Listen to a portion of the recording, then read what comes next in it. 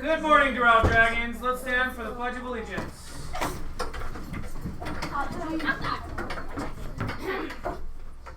I pledge allegiance to the flag of the United States of America and to the republic for which it stands, one nation, under God, indivisible, with liberty and justice for all. Please remain standing for 30 seconds of silence.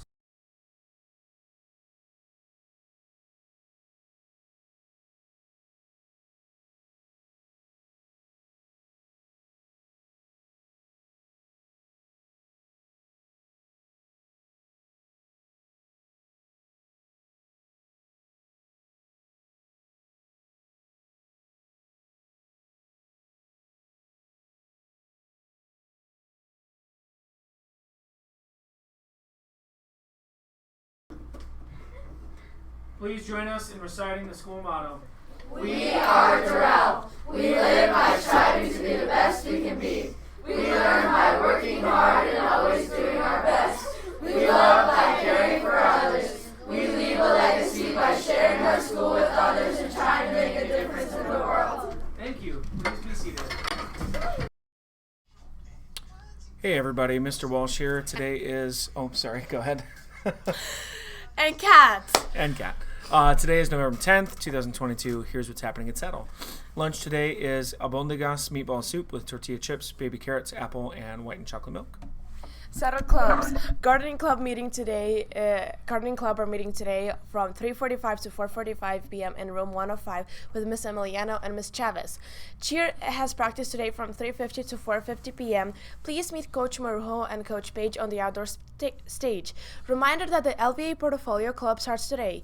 Students applying for LVA must meet Miss Preston at the flagpole every Thursday after school. This club runs on Thursday from 2:45 to 3:30 p.m.